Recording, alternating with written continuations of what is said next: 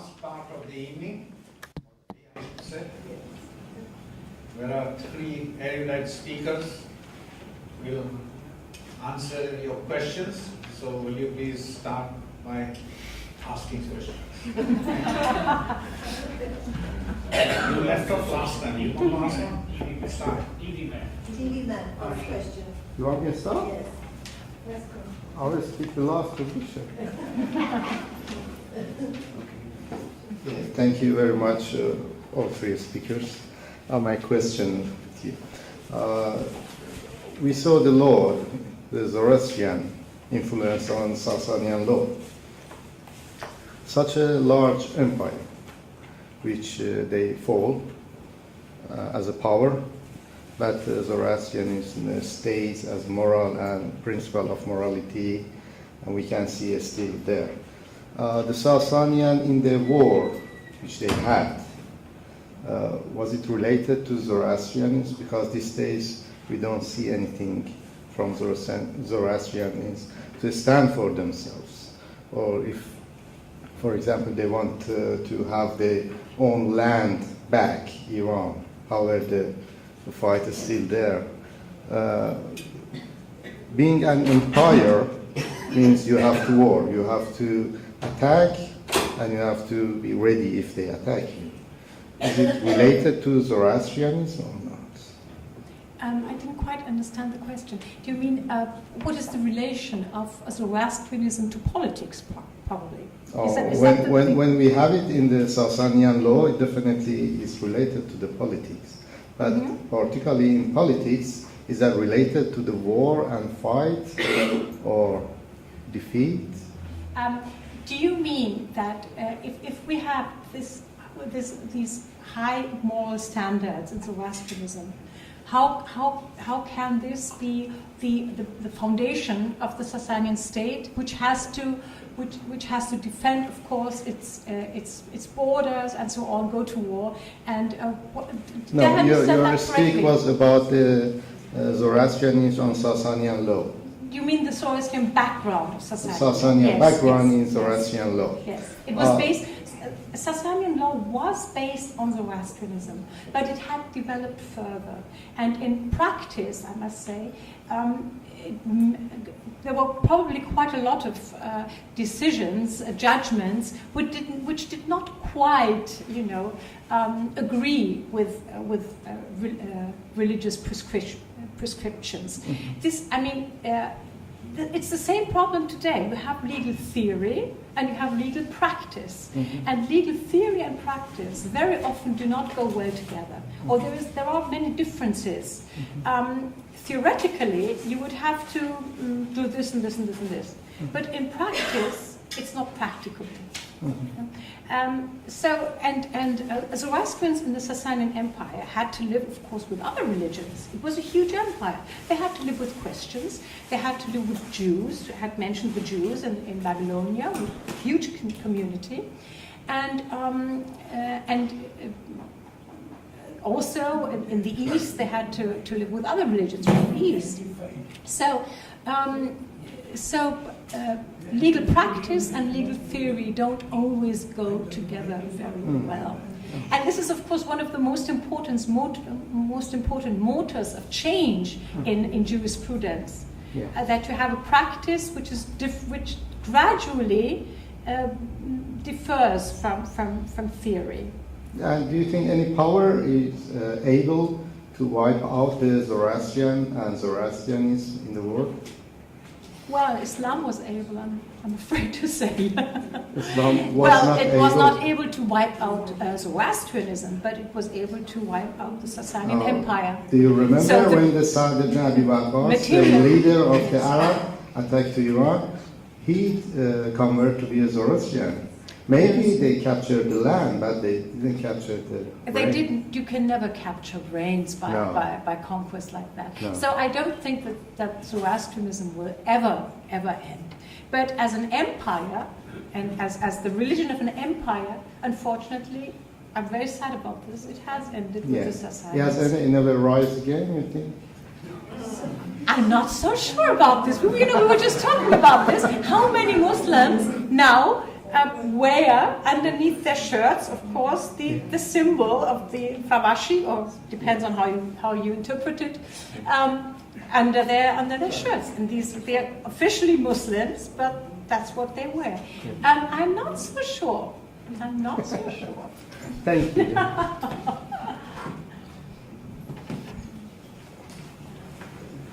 Does the panel have a general view on the future of Zoroastrianism in the present context of the rulers, the present regime, No. Very straightforward answer. No, I'm afraid I don't know enough about the present day situation to give my opinion on that topic. I just know that, but Almut knows far more than I do on this, that the cooperation between Zoroastrians and Iranists working on the Avesta is very, very strong cooperation. And that Iranians and Zoroastrians are very, very interested in learning more about their religion, and so I would say it's not. It could develop to be quite good. More you can say. Hello. Hello. Hello back. I realise I've asked the question yourself and herself, and I left Alexandra out of this. So I wanted to ask, going back to your fantastic thesis on the constitutional revolution, looking at it from a contemporary point of view, because I'm more of a contemporary man, looking at the recent deal that India and Iran forged with each other, vis-a-vis Afghanistan, almost rejoining that old bond that we spoke about between Iranis and India, or the Indo-Iran bonds that existed via Mitraism as one aspect. Could you say something about is the relationship between the new door opening between India and Iran a way for Zoroastrians or Parsis or Iranis in India to reconnect with their ancestral home and their ancestors? Is this a new opening, and can this possibly empower the Zoroastrianism, as this gentleman was saying, to kind of reunify and through the bonds of forging those bonds again, empower itself? That was the question, sorry, it was a long question. Thank you very much. That's a very interesting question. I do feel a little bit out of my depth again, I'm afraid, but I'll try and answer as much as I can. So as I said in my talk, about links were established, and these continued in the 20s and the 30s, and under the Pahlavi dynasty, there was actually quite a strong connection with Zoroastrians in India, and they had this organisation, the Iran League, and again, Zoroastrians would be going to Iran and meeting with the Shah, and again, trade links were they tried to form trade links. The Shah invited the Zoroastrians back, said, you're part of our country, please come back. And nothing sort of happened.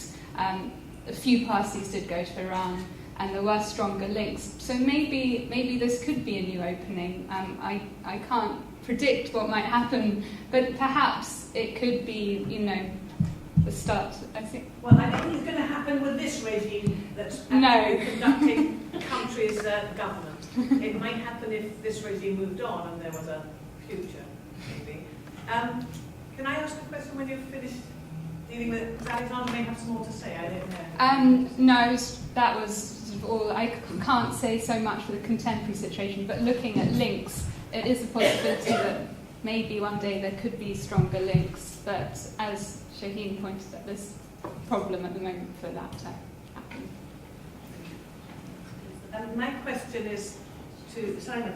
What are the, I don't know if this is actually a question you can answer, but what are the main sources, written sources? I know you're an archaeologist, so it's probably not up your street, but what are the written sources that might give us an indication of how the Sasanians were viewed by the Romans of the later period. I think you mentioned Armenius and one or two others. Dio, you mentioned Cassius? Yeah, Cassius Dio, he finishes his history just as the Sasanian Empire is beginning, so it's the first snapshot. But it's really quite thin. It doesn't give you the kind of detail you would really like. Many of the sources will be, frankly, Byzantine sources, which I'm afraid I'm not familiar with. I've not looked at in great detail. But as I understand it, I think much of the chronology we understand of the Sasanian royal house comes from a combination of Sasanian coinage and classical texts. Well, I say right at the edge of my You showed us that bas relief of Shapur with Yeah. Philip the Arab and Valerian. Yes. So what was the Roman commentary on that sort of incident, and who was it by? Well, that's interesting because we unfortunately have quite a hole in our Roman sources for the 3rd century. After Cassius Dio finishes writing around about 230, I think, then we haven't got really another very good source, not of the quality of something like Tacitus from the 1st century AD, until Ammianus, who's writing in the 390s, but he looks back quite a long way. He looks back to at least the 350s, as far as I remember. But he's largely only preserved as an epitome. So for the 3rd century, unfortunately, we got pretty ropey sources, the so-called Scripta Historia Augusta, which are semi-fictitious, and classical historians fight like tigers over which bits you can rely on and which bits you can't. So even for the Roman side, it's actually, for much of this period, really quite thin, I'm afraid.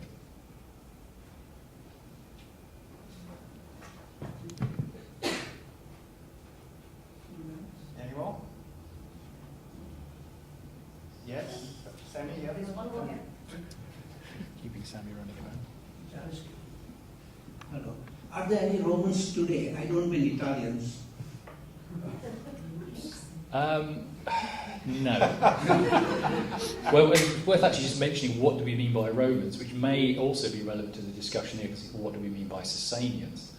Within the Roman world, this is something actually, there's been quite a lot of existential angst among Romans about what do we mean by Romans in recent decades. You'd think it'd be fairly straightforward. They're blokes who come from Italy, they invade everywhere. No, they weren't.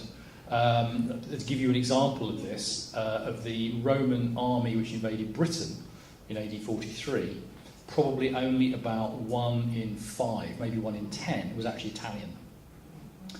Most of the soldiers, even the Roman citizen legionaries, came from places like France and Germany, and half the army who were nominally Roman soldiers were not Roman citizens. They were Thracians and they were Gauls and they were Spaniards, and very likely some of them actually were Parthians, probably very few in the case of Britain.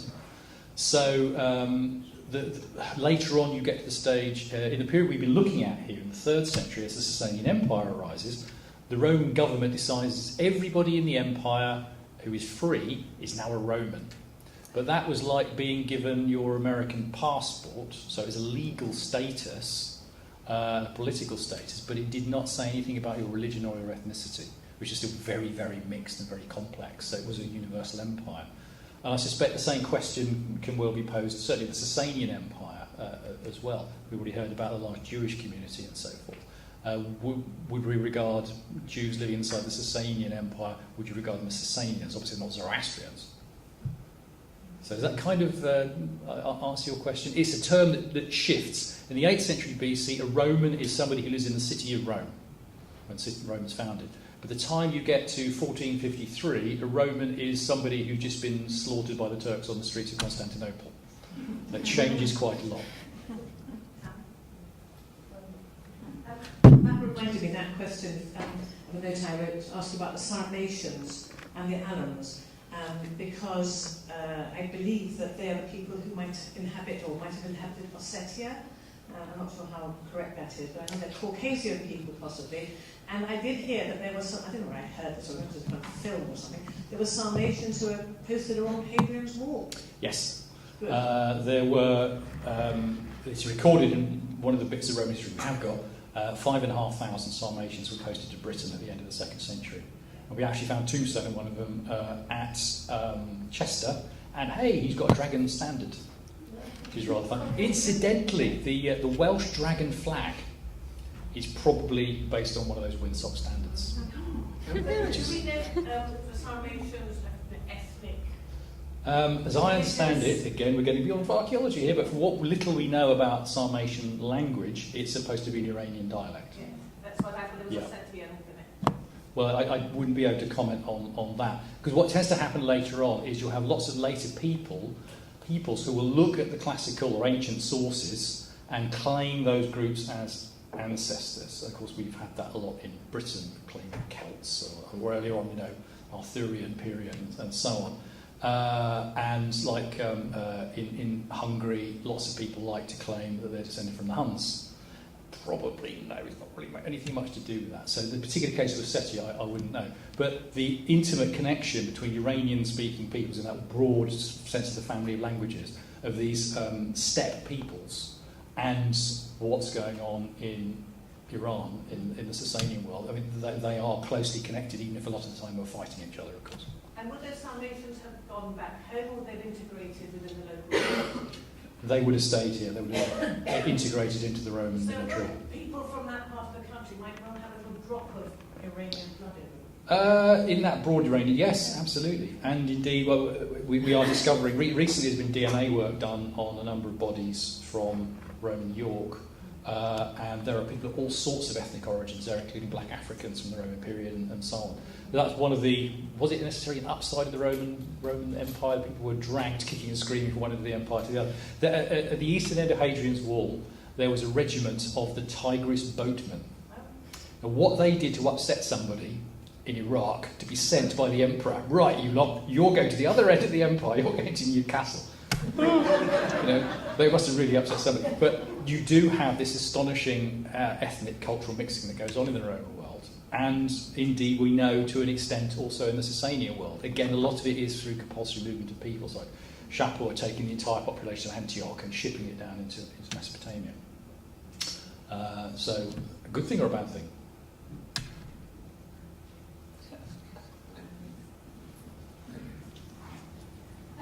I was just wondering that it wouldn't be fair on understanding Zoroastrianism if we don't understand how it has evolved over time or reformation in it. Because if you are to compare it with the elements that have been taken in the Sharia law, we must also inquire about how Zoroastrianism might have evolved over the years or have gone through any kind of reformation, if it has or not. Just wondering, yeah. Is that for me or for Maria? Anyone. Anyway, Maria? Pass the microphone. Pass the buck. Yes, of course. Zoroastrian law has evolved over the years, and we have quite a lot of interesting texts from the 15th to 18th century, the so-called New Persian riwayats, in which law and religion is a bit mixed up together. But comparing these texts, they're very important, because if we compare them with the Pahlavi texts, which as you know, were written into the 10th, 11th century, and at least the last redactions were from the 10th and 11th century. If we compare these two groups of texts with each other, then the legal passages, then you can see quite a lot of differences, and very interesting ones. But there hasn't been much research done on this, I'm afraid.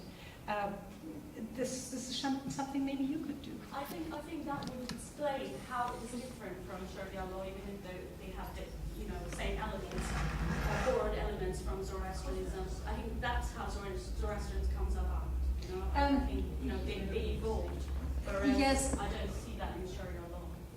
Well, there is a lot in especially in Shiite law, which has been taken from Zoroastrian law of the Sasanian period. So I would rather say Sasanian law, because it isn't really, I don't know how much of it is really Zoroastrian. But we have, for example, the temporary marriage in Shiite law, which is not accepted by the Sunnis. It is specific for Iran, actually, and Iraq. That is exactly the regions which were under Sasanian rule, and a completely different law of inheritance in Shiite law than in Sunnite law, which is also rather Zoroastrian or Sasanian. But So, and we have the Waqf, we have the Pious Foundation. So there are quite a lot of elements of Sasanian law in fiqh, in Islamic jurisprudence. No, Not so much in, of what course. I'm saying is even with the temporary marriage thing, I think it has seeped into Sunnis as well. Because I'm from Bangladesh, and over there that happens in the villages where people are not that educated or know their rights as citizens. Because our law is not really Sharia law, it's the Bangladeshi constitution or the legal laws that have been laid down by the British a long time back. So, so they practice that as well. But I'm not talking about that. I'm talking about how Zoroastrian legal or religious law has reformed or changed over the years, and which I don't see in case of the other religions that borrowed from it. It has changed and it has reformed over the years. But you shouldn't forget that it was originally, before the Muslim conquest, the law of a huge empire. And then it just became the law of a dwindling community in Iran, and was restricted to family law and inheritance. So it had to change, and it did change. We know, for example, we have looks for the light. When I say looks, in Iran, with the shiny items, we call them looks as well. And looks, you know, le and re is, for example, the Haqamanishi, they didn't have le, they only had re. It's coming back to be rose, or roj, or roshan. It's going to go to rauj in Pahlavi, or rauchanga in Avestan language. It evolves from there to there. Now, I want you to share your digging feeling with us and the relation between today you and your father back there, because you were studying Roman mostly. I want you to share one of your finest, best digging experience you had. I didn't quite understand the prequel to that question. The relation between us and what we were. Okay. Yeah. So I think the way you just phrased that question, you're assuming that I have a sense of ancestral connection with the people that I'm excavating, which sometimes I have had. That's obviously particularly in the UK. I mean, for me, archaeology has often been accused of things like Orientalism, but often it is fascinating for somebody who's a Western archaeologist to explore an entirely unfamiliar culture because it's exciting and new and you know nothing about it. And actually I'm doing that at the moment with the archaeology of Cyprus, which is completely new to me. It's difficult to actually put a finger on. I mean, I've never ever discovered anything. People often assume we spend a lot of our time, of course, finding gold objects. One of the most exciting things I've ever actually discovered is a pattern of post holes in a field near Basingstoke, which turned out to be a remarkably early Anglo-Saxon village of about the 5th century AD, which we didn't know was there. It's one of the earliest. Well, the question is, the reason I got very excited about it is when we looked at the plan, you could not tell whether this was created by the descendants of the Romano-British, this was a century after the end of Roman Britain, or the beginning of the English. Because the traditional narrative of Britain, as you may be aware, is the Romans go away and then the Anglo-Saxons invade. And both of those things are probably untrue. What actually happens is the Roman rule stops. People continue living here. Some Anglo-Saxons come in and then everybody decides, okay, we're English now. So in that sense, I did have a sense of ancestral connection, and the reason I got excited about that was I could see happening in the ground the transition from Roman Britain to early medieval England. Is that kind of what you were after? Sorry, it's nothing to do with Zoroastrians. But Anglo-Saxon, Sax was from Iran as well. Sakar? Saxons? I don't think so. Well, anything to do with language, I refer you to other colleagues. On that happy note, please. Thank you, our panel. Thank you very much for a lovely answers session. I think. Microphone? Sorry. Microphone. Oh, microphone. I said I want to thank the panel for the lovely, lively question-answer session that they had just most recently, finding out what digging meant. I think the day has come to an end. We thank our panel members and speakers enormously. And before we end, I'd like to remind our people that we have the local annual barbecue that is going to take place on the 26th of June at the Staines and Laleham Sports Leisure Ground, where we have it always. So please come and join us there, or spread the message for people to come and join us there, and for which they can contact maybe engineer or any one of us, and we'll relay the matter to them. And then also, we are having a Shai Nowruz dinner dance on the Saturday 20th August, and at the Marriott Hotel here near the Oxford Street area, and we would like you all to come to that as well if you can, and join us, and please spread the message. And once again, those in the contact is the engineer or any one of us who can relay the message to her. Thank you very much. And one more thing, yes? Yes, please.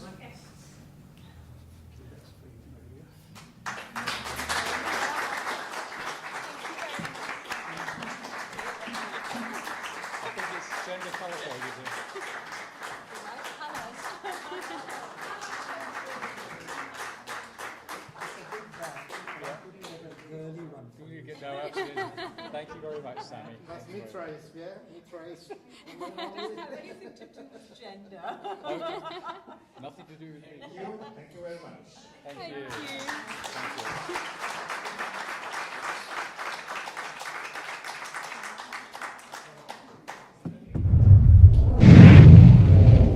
We can also thank our always a pleasure.